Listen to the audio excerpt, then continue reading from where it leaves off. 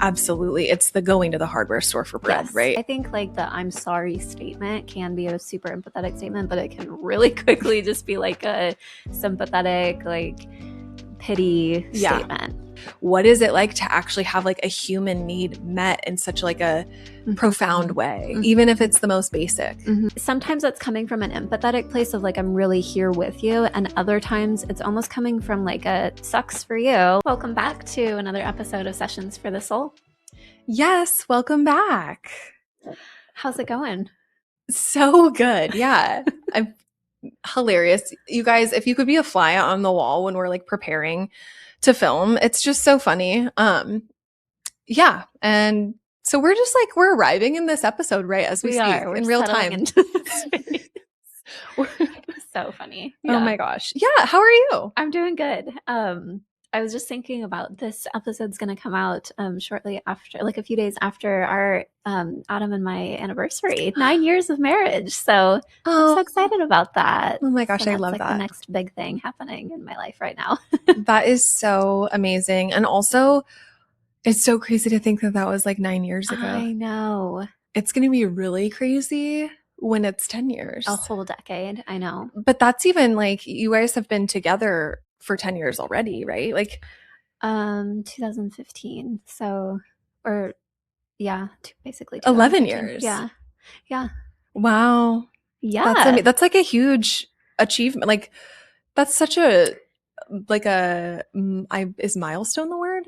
I think so. I think so too, right? Like it's a milestone in your relationship. Yeah. So that's fun. I also every once in a while remember that you brought the cutouts of your parents to our wedding, and that was so funny. By the way, I get memories of that all the time on my phone. Yeah. I have a picture of you and Adam with the cutout of my mom and dad. God. You'll have to send it to me. I will. I feel like that's something that we're lacking from our wedding is like just photos that just like people took of really other than like obviously our photographer right took photos. But yeah. Oh my God, absolutely. I'll have to show you. I'll see. I think I have some really beautiful pictures of you too.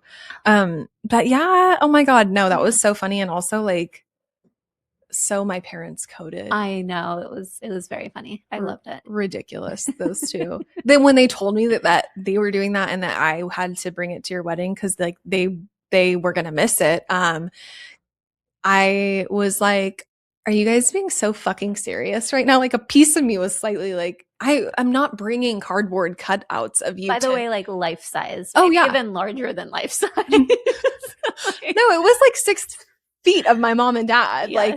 Like cardboard cutout at your wedding. It was so funny. Ridiculous. Why did they have that? Specifically for this? Yeah, they ordered it for your wedding. My dad was like, what are we going to do? We have to be at Kayla's wedding. And so, so funny. He ordered that for you. Yeah. I love that. And since then, I'll have you know, it has been used and come in handy in a million different ways. I don't know who has it right now. This is actually a great question. I'm not sure where it is at the moment. Yeah. I'm guessing it's in the possession of Rob and Amanda. But that's so funny. Yeah, there was like something going on with Rob and Amanda at one point that they couldn't be there for. So they sent it to their house and had it like delivered. Yeah. And then at one point, like it got sent to my sister. That's so like funny. And then it made it back to Rob and Amanda. So it was an investment piece. It was an investment piece. Honestly, it's come in handy a lot, but it's like just so like what? Yeah. In the moment I was like, oh my God, yeah, I guess I'll fucking bring this. Yeah. But because like I had like social, you know, especially at that age, I was like so aware of being perceived and all of that. Yeah. So like the idea of like carrying a cardboard cutout with me to your wedding, understandably you'd be like, I don't know about this. Stressed me the fuck out. Yeah. It's like, so it was funny. That is so exciting though. I love that. Yeah. Wow. Yeah. Your wedding was so beautiful. Oh my God. Oh, thanks. Oh my gosh. Of course.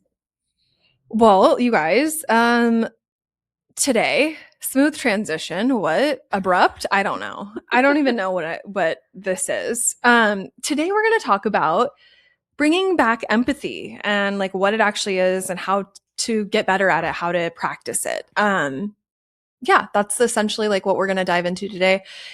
It's coming off of the heels of our last episode, which was kind of just talking about how to, hold space. I don't know. It was a what? Yeah. Yeah. I mean, like balancing like all the information that's being Yes. thrown our way and the encouragement I think that we made several times is like actually be with real humans and like talk with real humans and be empathetic to the people around you. And hopefully that can be received as well. So Yes. we wanted to kind of dive a little deeper into like what empathy actually is because I think it gets confused a lot for sympathy. I think some people think that they're really good at it, but it's actually like a skill that most people don't have. So we just want to kind of provide, like, I guess, a little bit of a framework around what empathy is. Absolutely. Yeah. And, it's actually like our culture has like kind of moved away from empathy a little bit, which is so weird. I feel like it's like in ways we've moved toward it and in ways where we've moved away from it. And um, it's a really important part of like humanity. Mm-hmm. So this is actually like a really fun and informative episode for us to just be bringing like this information and exploring this thought with you guys. Mm-hmm. So yeah. Well, let's start with the definition because there are so many definitions out there, but I think this is kind of like the most agreed upon definition. Yeah. So empathy is the ability to recognize, understand, and share the thoughts and feelings of another person. It means stepping outside of your own perspective and to put yourself in someone else's shoes and to connect with their emotional experience. So it's like really being with someone as much as possible, like being with them in their experience versus like sympathy that I think gets confused a lot with empathy is like almost like having pity for someone, feeling sorry for someone from like an outside perspective. You're not actually trying to like put yourself in their shoes as much as you can. Yeah, exactly. I feel like empathy is like the really like leveling with someone, like getting down on the Yeah. ground with them and like holding space for their experience.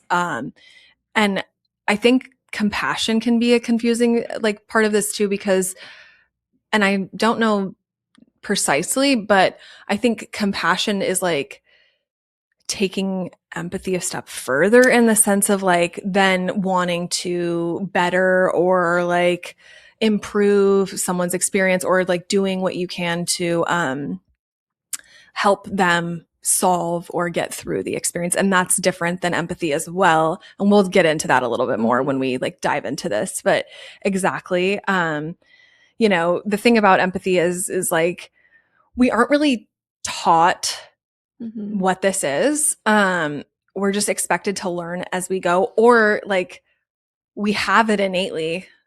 We are empathy is like a human emotion skill response Mm-hmm. to other humans or and like to the world's experience. Right. But like what happens, I think a lot of the time, and I don't know, I could be wrong here. I'm curious to see like what your thought is, but Yeah. I feel like what happens is like, we're innately like empathetic, compassionate beings, and then like conditioning and life and like these things happen and they Yeah. like kind of separate us from that. Mm-hmm. Or like culturally, there are elements that like contribute to this. And so it's kind of like a remembering, or a reclaiming or like really like practice because Yeah. yeah, like one of our notes, and this is hilarious and it's true, is like most people do kind of suck at Yeah. communication. Most people kind of suck at this skill or like knowing how to really execute it appropriately, I guess. Yeah. The question of like if people innately have empathy, I feel like that's such a philosophical question of like the question of like, are we born innately good Right. or bad or evil or whatever? And the debate around that. And I think empathy kind of fits into that as well. And I do tend to believe like we are empathetic beings. I'm thinking like as you were talking about that from infancy, like the way that infants will attune to or like sync up with their caregiver is in some ways almost like an empathetic response of connecting with the person that you're with, no matter where they're at in like the range of emotions or nervous system state. And yeah, I mean, we're shaped by our environment and the stressors and the traumas that we may be exposed to, or the deep love and care and empathy and compassion that we're exposed to throughout our life Yeah. shapes who Our we development. yeah, our whole development. And so, yeah, everyone has such different experiences. And what's so interesting is that we're not actually like, most people aren't explicitly taught, like, this is how you can communicate effectively. This is how you can communicate really empathetically, or have like the deep compassion to like essentially suffer with another human, to like experience the pain that somebody else is experiencing. We don't really get like a blueprint for that ever, like Yeah. certainly not in the like standard public education system, which I think is such a failure. It's a Like, disservice. yeah, Yeah. such a disservice, because like communication is at the core of what we do as Everything. humans, Yeah. and especially like in the workforce, it's like you're expected to be a good communicator, but it's like, but no one ever actually taught me what that means. I have an idea of what I think it is, but our ideas aren't always correct on what like actually makes a good communicator or a good empathetic person. Yeah, yeah, exactly. And part of communication, right, is listening, Yeah. is that empathy element, is just like, yes, like that is such a curious thing. That we don't we're not like nurturing some of the skills that actually would make us all so much more successful in life. And I don't mean Yes. like necessarily like successful in like the way of like money or status or whatever. I mean successful in like, how is my quality of life? How am I interacting Yes. with the world? How do I carry myself? Like things like that. So absolutely. Um, yeah, I love that. It is interesting in like the public school system, but also like in the home environment too. I don't think a lot of people, because again, if you think generationally, like Yeah. none of these people are learning like this is explicitly how you do this, and then Yes. passing it on from generation to generation.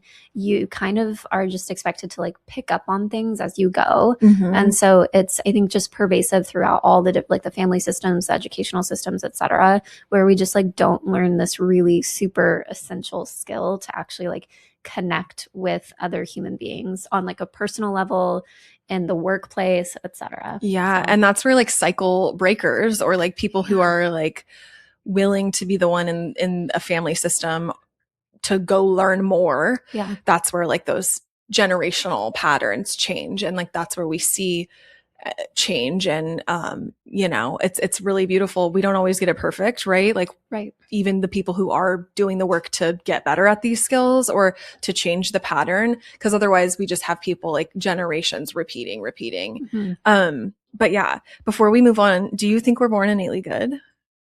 Yeah, I Me think too. so. Me Yeah. too. I love that. Yeah. I just was like curious. Yeah. Yeah.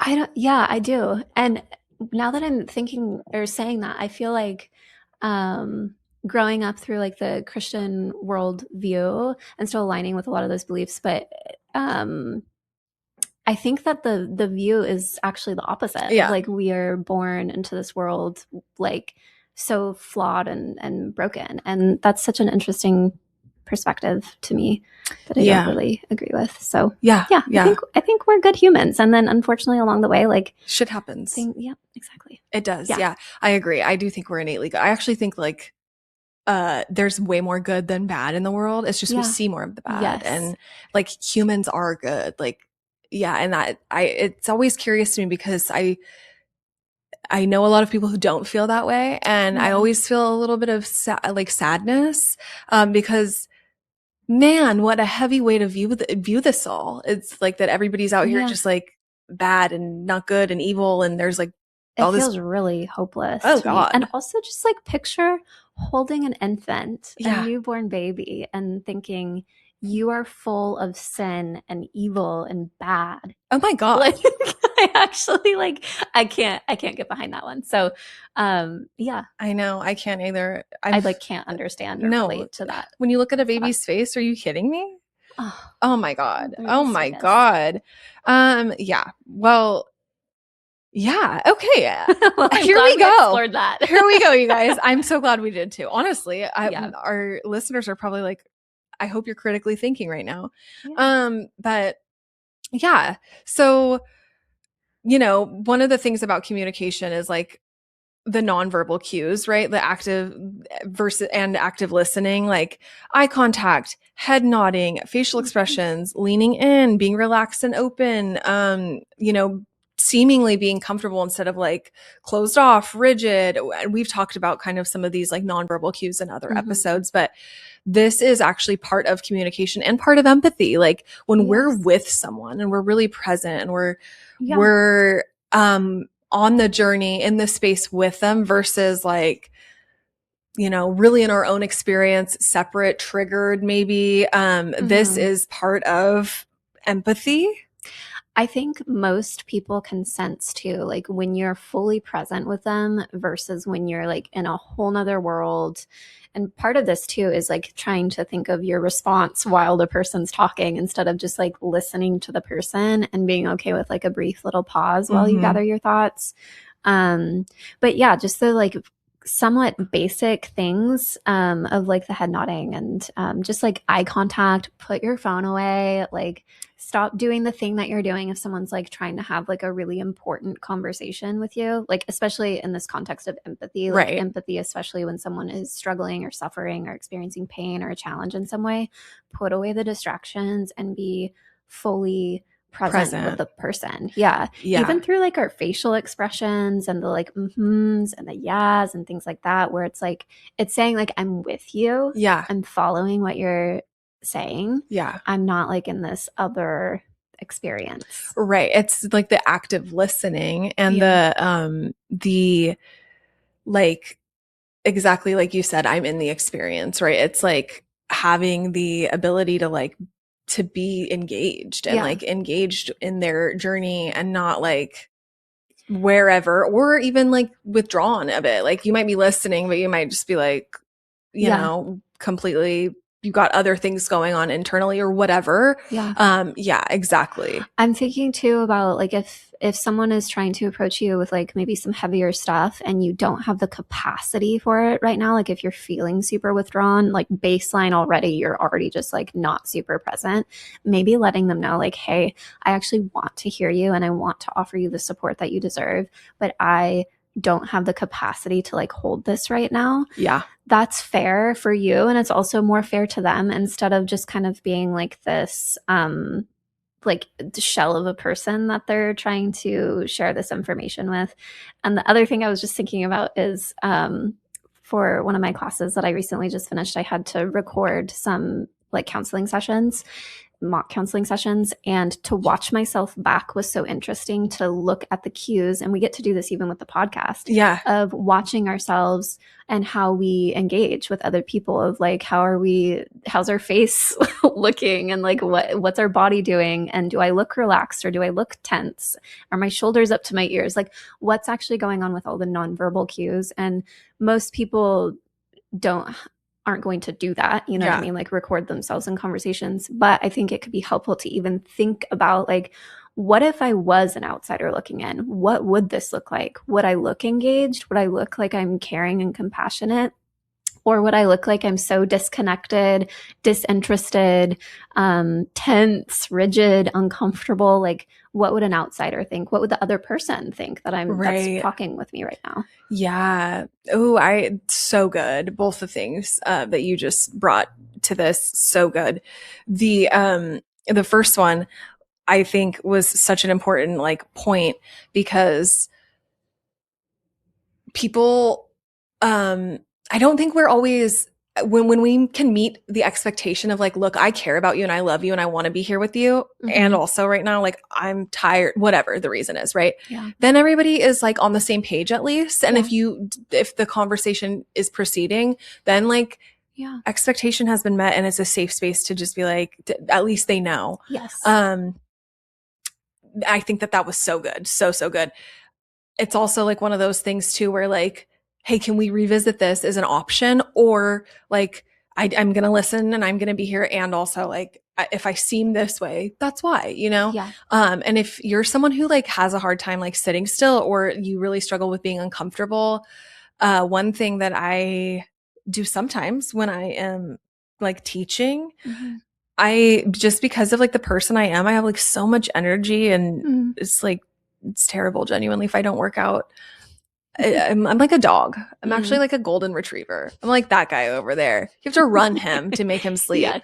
Um, like getting something that you can not like in a distracted way, like play with, but Mhm. like holding something in your hand that you can like Yeah. feel, touch, that helps keep your nervous system like actually Yeah. regulated, helps keep you present and in the moment and in your body. I've found that to be like really big, whether it's a crystal or a literal like squishy, like Mhm. I've got a lot of kids around me, like a fidget toy. Mhm. That can be a really great way to stay engaged, but like get the movement that you need or whatever during the hard Right. conversation or the conversation where you're like having to really practice like you're Yeah. witnessing someone's vulnerability. That can be a really great way Yeah. to do that.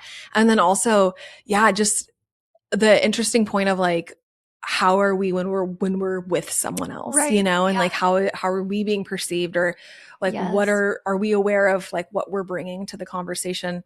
So valid. I'm sure there are moments, you guys, I'm like I have a hard time like keeping my place in like a sheet of paper, and so we've like switched to our phones for our notes. And it's so funny sometimes when I'm editing, because I'll be like staring at my phone, like just following what you're saying but trying to figure out where the fuck we are in our Yeah. notes. And I can only imagine how like withdrawn it comes across, because even when I'm editing it, I'm like, oh my god, No, I what? totally understand. Even when I'm putting out the social media clips, one or both of us will be like scrolling on our phones. And like, if people must No, assume that like we're looking at we're notes. looking at notes. I'm not texting, I'm not on the social, Yeah. we're looking at notes so that we can like, Yes. keep this train on the tracks. Yeah. But such a good point, because like there are moments even when we're like in this space and where that happens, I literally think to myself like, oh my god, Yeah. does she feel like she's talking to no one right That's now? so funny. No, I don't. I Okay, don't. thank god.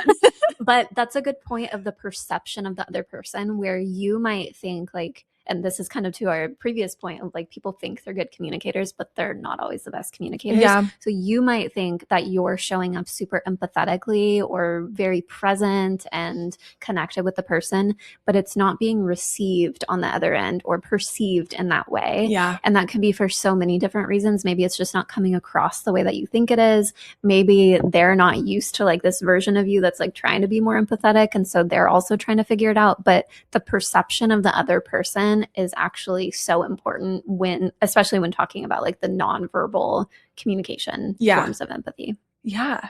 Yeah, Love that. so many good points. Yeah. I hope you guys are taking notes. um let's see, nonverbal cues. No, we just talked about nonverbal cues. Yeah, yeah. See, guys, what verbal empathy is not. So we're going to talk about what it is, but we want to start with what it's not, because I think that this is the very important topic. Yes. This is like where, for our listeners, if you are like, oh, I think I do that, this is just an invitation for like curiosity. I think we've all done some of these things at one point or Oh, another, absolutely. Yeah. especially like the younger you are.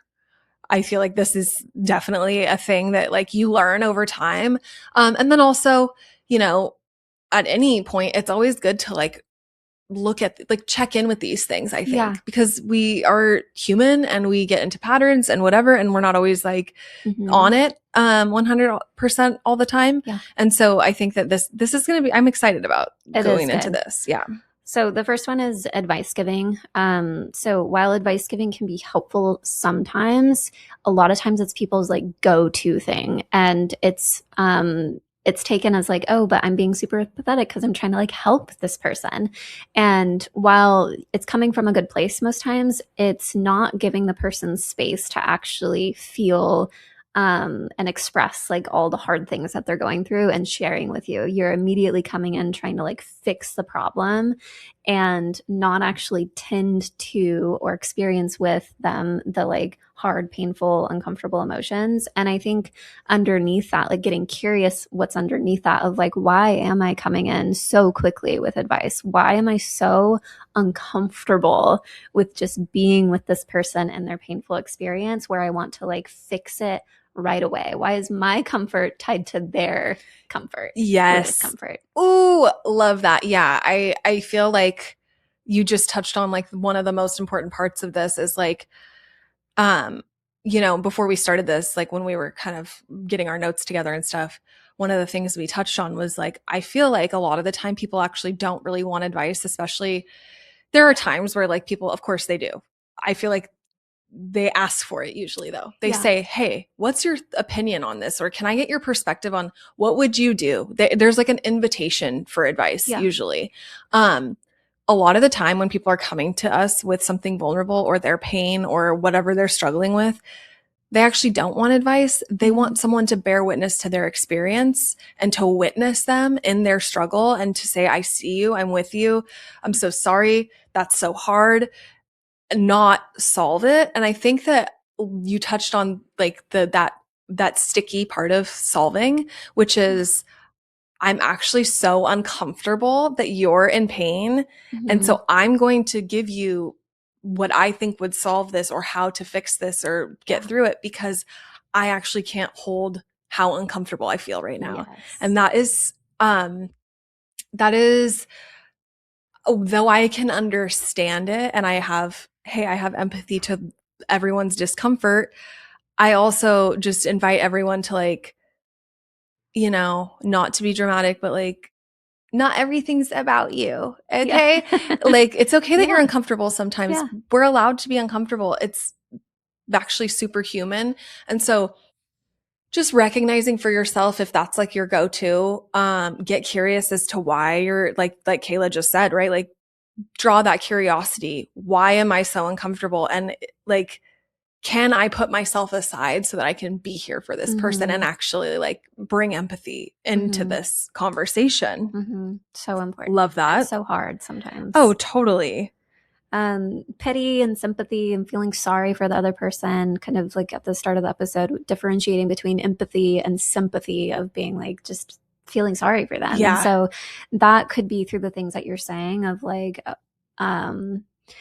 sometimes it's even like, oh my gosh, I'm so sorry. Yeah. And sometimes that's coming from an empathetic place of like, I'm really here with you. And other times it's almost coming from like a sucks for you, like, and Yeah. then like a dismissive place of like, that's your thing, not mine. But I do kind of feel bad for you, but also I'm not going to walk with you through it, Yeah. which is, again, not empathy and it's not super helpful. It doesn't feel good to be pitied for, you know? No, totally. Like it's like when you lose someone really important in your life. I don't know why this is what's coming to me, but like when you've experienced loss and it's been a hard fucking time and like when people, want to connect or like they want to talk to you about it, but then they're like, God, that sucks. Mm-hmm. That's not what anybody who is carrying grief Mm-hmm. wants. Or like, it's like, Yeah. yeah, I know it sucks. Fucking pull up a chair. I know. Like, you know what I mean? It's Yeah. like, yeah, I thank you Yeah. you're for like highlighting the obvious. Right. Yeah. Yeah. So I think that exactly like it doesn't feel good. It feels kind of like I think what it can do actually is it can like make someone shut down and isolate a little bit because it's like, oh, Mm-hmm. well, people don't want to I don't want to make people uncomfortable. And I don't want everybody thinking that this is like, like, I feel so bad for you. Like, we can't, like, Mm-hmm. it's like walking on eggshells almost, like Mm-hmm. around the person because we like are like, oh, Mm-hmm. like that was really awful. Mm-hmm. Um, that this experience or whatever just happened for them. So yeah, trying to like be aware of like how because there's a huge difference between I'm so sorry and not sorry because I'm sorry for your grief. I'm sorry for your loss. I'm sorry Yeah. that you're moving through this really difficult thing. Not like I'm sorry that this is Mm-hmm. your experience or like Sometimes it's almost like the tone of voice too, or like the way that you're presenting yeah. that. Because I think like the I'm sorry statement can be a super empathetic statement, but it can really quickly just be like a sympathetic, like pity Yeah. statement. Yes. It's like I'm thinking of the show Shrinking because in the show, like spoilers, but the one of the therapists who is got a daughter, a teenage daughter, his wife, her mom is dead in the show. She has died at some point before the show has begun, and like a lot of the show is them like moving through this grief and figuring out how to like have hard conversations and come back to each other, and like also how the rest of the world interacts with this therapist in this time. And a lot of people like there's like some awkward scenes where like people are like, "Oh, sorry, we're talking about like being in love. We know your wife died." And he's like, "No, I'm fine." Like, he's like like the joke in the show. He's like, "Oh, I'm so happy for you. It's just dead wife face. Like I just have dead wife face because Right. my wife is dead." Right. So like, yeah, I Yeah. look kind of sad sometimes. Yeah. And it's like that thing of like, recognizing that like it's not, people are aware of what's happened to them. Yeah. We don't need to like placate toward their Right. pain Yeah. necessarily. Let's like be almost like it's more humanizing to just be with them in it and be like, and Yeah. to still be yourself and be able to, Yeah. if that makes sense. Yes. No, absolutely. Okay. Um, oh yeah, this is a good one. So it's also not turning it back to yourself, turning it back to your own experience. Yeah. When someone is being vulnerable and sharing, and we're really trying to be empathetic, it is not being like, "Oh, I totally get it because of this story that happened to me in 10 years ago or whatever." And then you spend like the next 10 minutes talking Explaining it. Yeah. And they're like, "Cool. All right." Like, Yeah. yeah.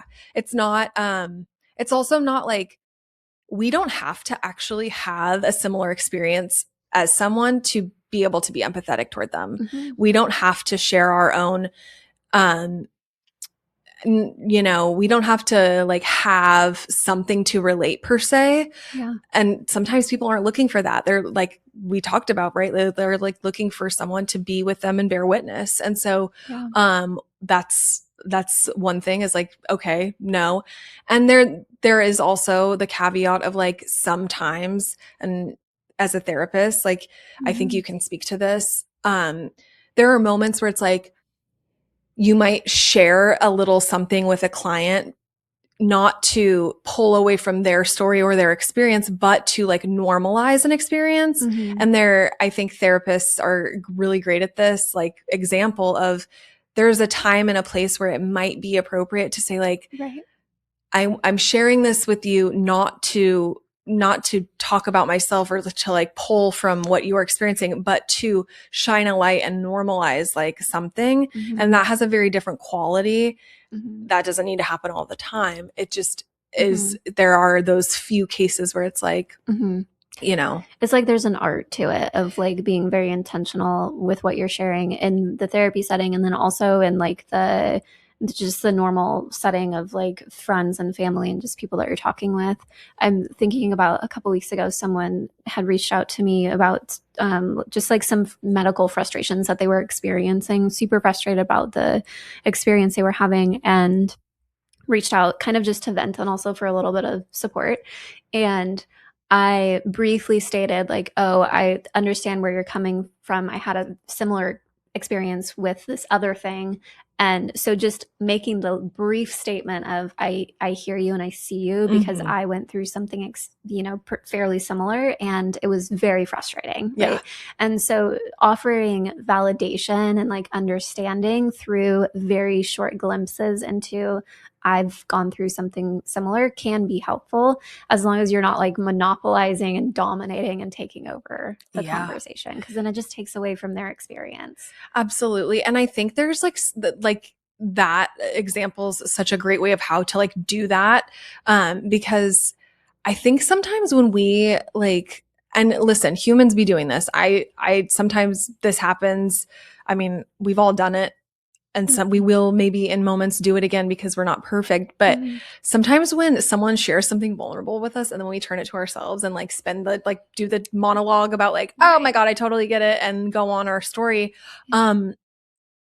people shut down because they're like, there's something that like almost like sort of dismisses, I guess, their experience, which is on our list as well. But it's like almost like, oh yeah, like, okay, like, it's not good. I'm thinking about, and we would do process groups for addiction counseling back in the day. mm-hmm. And in that setting, it's very like free form, like people sharing what they're going through in that moment, or things that are coming up for them. And one of the group rules was that, like, if someone is sharing, number one, don't interrupt them. And that's like a good communication skill to have. And number two, don't respond with things like advice giving or trying to then dominate their experience where the whole focus then shifts to you. Like, we want to be able to hold space for this person who just, was so brave and vulnerable and sharing this really hard experience that they're having or had. Mm-hmm. Like, let's spend time there. And then if you want to share your experience that you had that was similar or that's coming up for you, then you can do that. And so I think that concept applies to just everyday life as well. Like, give them enough space, like hold enough space for them to like have their moment and to know that you're with them. And then maybe at a later time in the conversation or another day entirely, you can be like, hey, this was coming up for me when you were sharing this thing. Yes. Yes. Yeah. Super good advice. That totally makes sense too. Like, I can only imagine in those containers that that can be hard because when you're in a group setting, of course, so many dynamics, so many dynamics. personalities. Yes. Yeah. Yes. Exactly. Yeah. I love that though. I love the just the whole concept of no, hold enough space, create the container around this moment. And then when it's appropriate, then then you can move to the next beat. Right. Yeah. But give them their moment. Yes. Yeah, and we've kind of touched on these too. Like, don't invalidate, minimize, and stay away from problem solving. So invalidating or minimizing someone's experience verbally might look like, I can't believe you're so mad about that. Or like, I don't understand why you're so upset about this thing. Like, questioning why someone's feeling the way they are, saying it's not that big of a deal. Yeah. Get over it. Like, those kinds of things, not good. Yeah. Or even the one that's well, it'll all work out. Yes. It'll all work out. Yeah. Even though it's seemingly a positive sentiment. Right. It is minimizing in a way because it's okay, yeah, and maybe it will, but maybe it fucking won't. Right. And can we just not be going to the fix this? It's really similar to that fix and solve thing. Yeah. That's kind of a way we can minimize unconsciously, I think, because you're giving oh, it'll be okay, it'll work out. Yeah. But it's well, that's not really what we're talking about right now. Right.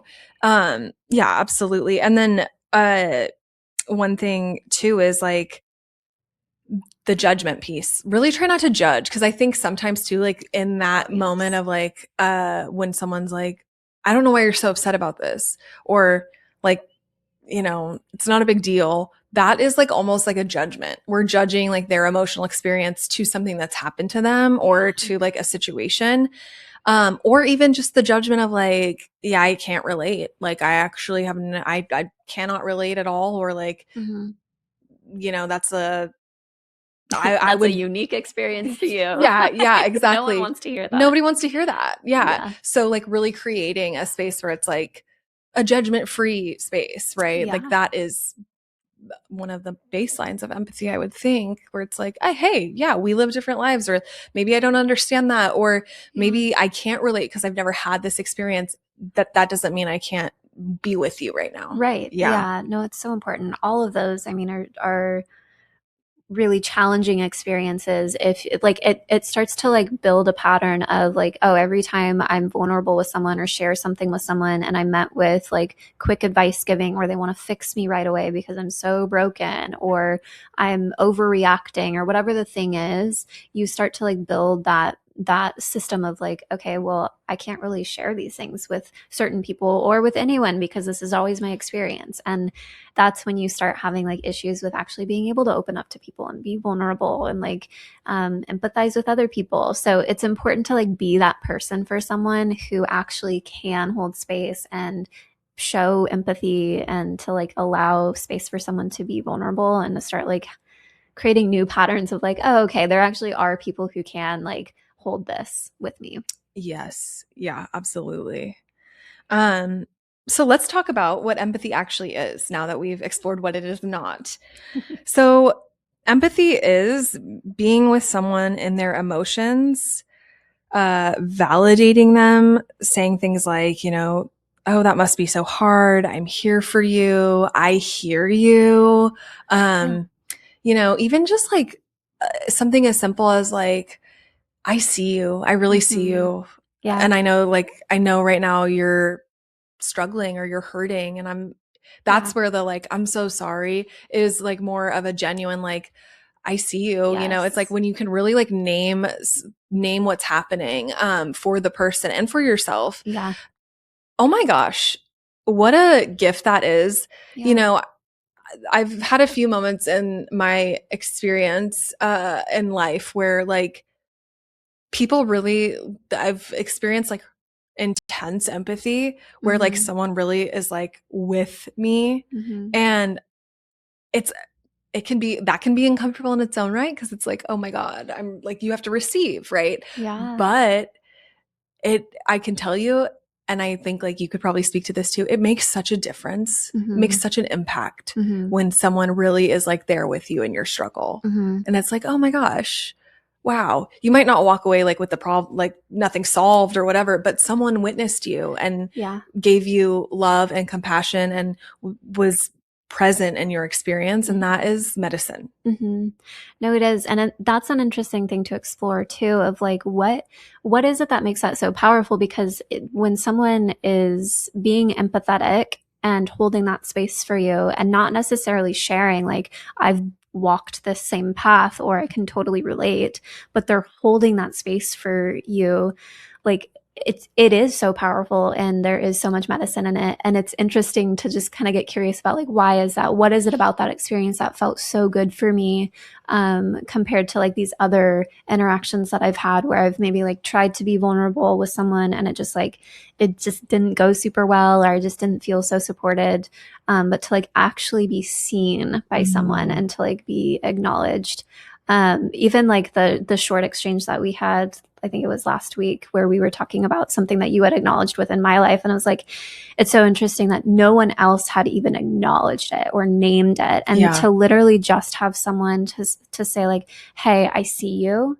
Literally that phrase is like, wow, it feels so good to like actually be seen and witnessed. And so I think sometimes empathy can show up in like those small ways, but they're still so impactful. Yeah. Yeah. Ooh, yeah, I love that you just brought that because as you were like asking that question, like, why is it so impactful?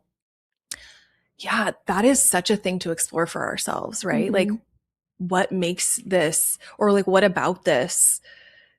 What is, I guess, what's being like witnessed in me or what's being nurtured in me right now from this exchange, the big or the small, that is, like who's receiving right now? Is it like the little kid version of me? Is it the adult in me? Is this Mm-hmm. touching like what I'm longing for? Is this touching like what's missing, my grief?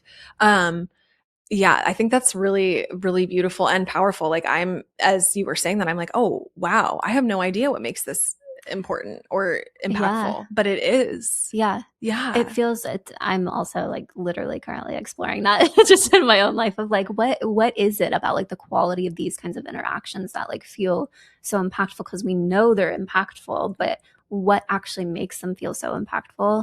And I think one component of that is like it's just meeting like a basic human need of like actual compassion and care, and like true genuine care that you can really feel, Mhm. that feels very different than the quality of someone who's just like, oh yeah, I'm sorry you're going through that, and like that's that. Yeah. There's very different qualities to these different interactions. Yeah. Yeah. It's curious because it's like, it's almost like our intuitive ability to like touch truth or like feel truth and Yeah. like what's I guess genuine, like the genuine like experience of someone being with us versus like saying what they're supposed to say because it's like what you say when this Yeah. happens. So Yeah. yeah, I love that. I Yeah. ooh, really good. Good for our listeners too. Like if you're curious for yourself, like what makes these moments feel, impactful for you, or what is it like to actually have like a human need met in such like a profound Mm-hmm. way, even if Mm-hmm. it's the most basic. Mm-hmm. Yeah. Yeah, interesting to reflect on. I'm also thinking, just before we move on to the next part, of like there are certain people in your life that you can't go to for empathy. And in some ways, like becoming aware of those people and almost like making peace with it, maybe Yeah, grieving part of it too. If it's like, this is a person who I should be able to go to, and I can't really go to them for most things, grieving that, making peace with it, accepting it, and looking at the people in your life that you have that you can go to. Like, I know that I have this one person or these few people that I can go to share, when I'm struggling, or to be like my most vulnerable, raw self. And I'm going to be met with empathy, like with just like a real beautiful human response. Knowing who those people are is really helpful, so that you're not going to the people who are burning you over and over and over again, maybe in small ways, even like the advice giving and wanting to fix you all the time and things like that. totally. That just they're not It's helpful, not and helpful. it's not creating that experience that we were just talking about of like, wow, this is like profound, the way that I feel like so seen and so validated and so heard. Yeah. So yeah, knowing who your people are. Absolutely. It's the going to the hardware store for bread, Yes. right? Yeah. Exactly. It's like if you've been to this store, this hardware store 1,000 times looking for bread, and you know that all they've got is Mm-hmm. hardware store equipment. It's Yeah. like, okay, you know what? Really getting clear with yourself too. And something I do and I have found to be really helpful. I think my therapist taught me this a few years ago is like, what am I looking for sometimes when I'm going to share something with somebody or share information with somebody? Yeah. Am I looking for someone to be like, that's amazing. This is, good or bad, right? Like, are we looking for someone to hold space for us, to witness us? Are we looking for someone to cheer us on? Or what, Mm-hmm. like, and being clear ourselves in those moments sometimes too, before we go to certain people, because if, if you're just like flying off the cuff sometimes and you like bring anything to anybody, there are those moments where it's like, oh, you're not going to get what you were looking for, Yeah. sometimes, because some people just don't have the capacity, or Mm-hmm. they haven't done the work, or they don't have the awareness to even be Mm-hmm. like tuned into what it is that you're what the person coming to Yeah. them is needing. And so yeah, I think it's like having those, like, who are my safe people, and what do I need right now? And maybe you don't know, and you can say that. You can say like, Mm-hmm. hey, I don't know what I need right now, but I really just want to like talk this through. Can Mm-hmm. we explore that, or can I just share with you what's going on? And Yeah. then that person, everybody's kind of on the same page, because it's like, sure, Mm-hmm. maybe you just need to vent, and then you feel better and you're like, wow, okay, I got that out. And maybe like what you're needing is to just be witnessed or whatever, but being clear, because walking into the hardware store for bread does suck. Mm-hmm. Yeah. Yeah. And if you're not clear, then you're walking away feeling disappointed, and you're like, but wait, why am I disappointed? Because you didn't even know like what you were trying to get. Are you trying to just be heard? Are you just trying to vent? Are you looking for sound advice? Like, what are you actually looking for? Yeah, And then ideally expressing that to the person that you're talking with. absolutely. Yeah. So next, like, we're just going to kind of talk about the impact of empathy. And I mean, I feel like in so many ways, as we've been exploring this together, we have talked about the impact of it, and how important it really can be. Mm-hmm. Um, but yeah, just like, I think one of the big things is we feel less alone. We feel less isolated in our experience. Mm-hmm. Yeah. Yeah, without empathy, you do feel isolated, and you can easily start to feel like this I'm alone in this experience. This experience is like so unique to me. No one has gone through this before. I don't Mm. know what I'm going to do, and like those kinds of thought spirals that can be really easy to fall into. But when you're able to be with another person who can like hold that space for you and be empathetic and listen to you and really have a lot of like compassion for the situation you're in, and also let you know like, hey, you're not alone, Yeah. that all by itself can like open up the doors for you to like see that you're not isolated. This isn't completely unique to you. Like, other people have made it out of the situation before, and you can too. And Mhm. having a person to like walk that path with you can be super helpful, I think. Yeah, that is such an important like piece of that. I love that you brought that up, because especially when we're younger, I mean, all of us experience this at, Mhm. I think, at different phases of life, but like, yeah, the experience of like, no one gets me. No one Mhm. gets this. Like, Yeah. there's not a single person on this planet that understands. And that is a whole other like heavy, that, Yes. that almost like pulls you deeper into whatever you're going through, right? Yeah. And so I love that you brought that because yeah, normalizing, like naming it to tame it and recognizing like, oh wait, like you mean other humans walking Yeah. this earth for the last, hundreds of thousands of years have maybe felt this way, Yeah. just normalizing that. And putting things into perspective Yeah, can be super helpful. And there's ways to do that like empathetically too, like all the different tips that we've talked about. Like you can help someone kind of see that they're not alone and that this isn't like it's not only them experiencing this without minimizing what they're going through. Like there's totally. an art to that as well, but I think it's that's an important thing. Um, Another impact of empathy that we've talked about is you feel so seen and heard, but also accepted. Like you actually like to share these parts of yourself with somebody else that are usually like painful or challenging or some sort of dilemma you're facing or whatever the issue is that you're bringing to someone, and to still be accepted by the other person is such a good experience to have as a human. And it also allows you it like reinforces the experience of like, okay, I can share these hard things with people Yeah. and still be accepted, and I can still belong in these Mm. groups of people. Yeah, yeah. Yeah, it's like the payoff of vulnerability when we Yeah. have that like pause. It like reinforces Mhm. that like being vulnerable is a good thing and like Mhm. we can do it. Yeah, Yeah. definitely. Um yeah, and like I think that that creates an element of safety for people, like Mhm. oh, like I am safe and I do have safe spaces to go to and explore these things or to share or to be vulnerable. So Mhm. safety I think is a big part of this impact. Is like it helps people feel safe and more connected. I think it also like helps build trust. Mhm. When we can go and bring this kind of stuff to people or to our friends or family or whatever, our partners, it builds that trust that like I can move through this Yeah. because I have a person or a people or community that I can come and connect with on this. Mhm. And this is building trust Mhm. because now I know that like whatever, if something else came up or maybe something really, really hard and scary, like I have trust already established because I've Mhm. experienced empathy with or from or in this container. Like I have a place where this is okay and it's safe to do this. Mhm. I think it's a process of building trust with yourself too, of like, Oh, I'm showing myself like I'm able to do this. I'm able to share these hard things with people, or I'm able to be the empathetic person for mm, somebody else. And I can trust that I can show up in like a way that's going to be so supportive and loving and caring, where I can actually like hold space for someone. So on both sides of the coin, I think it builds trust for both people. yeah.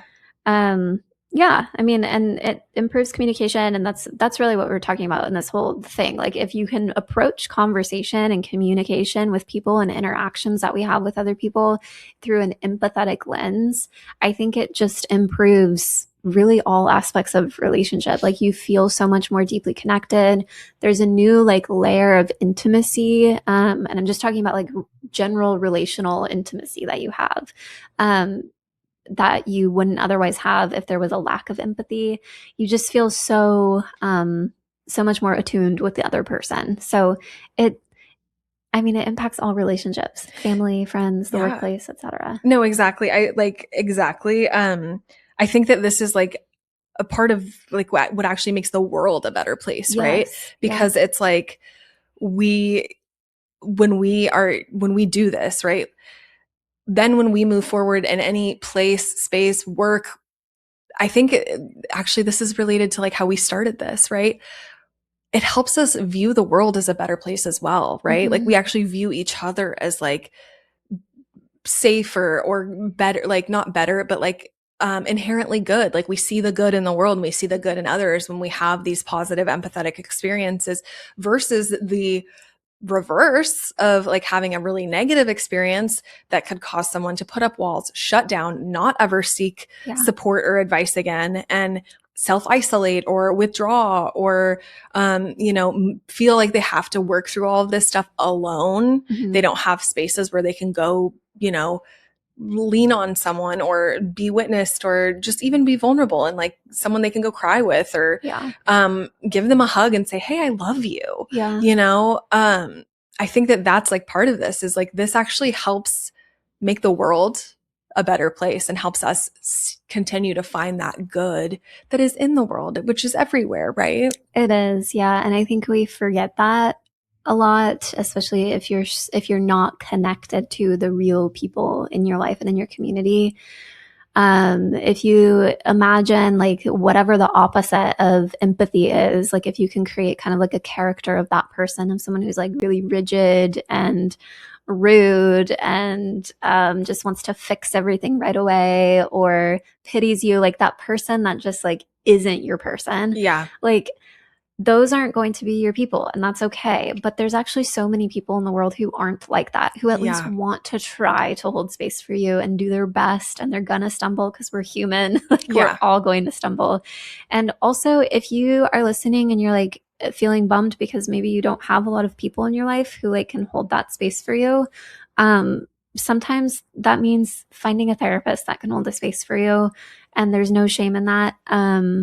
And I think too, like community groups, obviously, like 12-step meetings is a good example of that, but there's other Forms. forms of like peer support groups like that exist, that are maybe more accessible if therapy isn't accessible, that aren't addiction related, that can be helpful just to like start building a template of like, what is it like to bear witness to another person, but what is it like to also have someone bear witness to me, Mm. and start making those connections. Yeah, absolutely. I think that that is like super sound, just great advice because, you know, even like locally, like some groups that are coming to mind as you were saying that if you are a local listener, but also if you're not a local listener, like exploring in your area what those things might be, outside of therapy, if that, you know, maybe you already have a therapist, but you're like desiring more of that connection or whatever the thing is. Like locally, we do have some a really amazing, well, across the river, but locally, I think we have them too. But like, um, you know, like the Women Who Write to Heal Oh group, yeah. you know, being in community and listening to women share experiences and like then opening the floor up for dialogue around it. Yeah. There are a lot of like workshops and things across the river in Astoria, that have these elements or creating these spaces. So researching that, finding something and then being brave enough to show up. Yeah. Mm-hmm. Show up. And even if you don't share or say anything, the first time or the first 20 times, I invite everyone to like try these types of things because like even when you and I went, right? Like Mm-hmm. it was one of the things that I said because this is so this is so perfect. The girl, one of the women who shared her writing talked about how she always felt like she like didn't belong anywhere because she was like this in between, like she didn't fit in Mm-hmm. any of the boxes that were given to her. And she had these like big feelings and desires of like adventure and these things, but like that didn't really fit in, didn't fit here and it didn't fit there. And, Mm-hmm. you know, kind of feeling like lost because Mm-hmm. of it. A lot of her adult life and part of her childhood.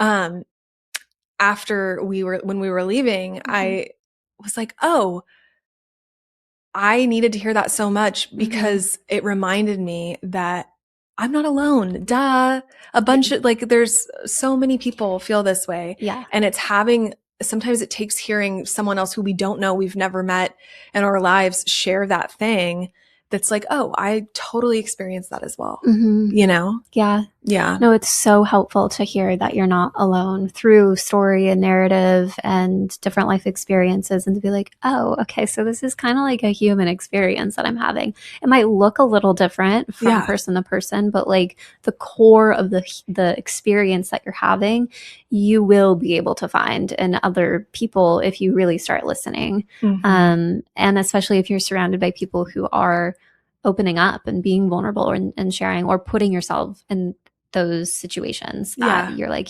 listening to others. So, Yeah. so good. Yeah.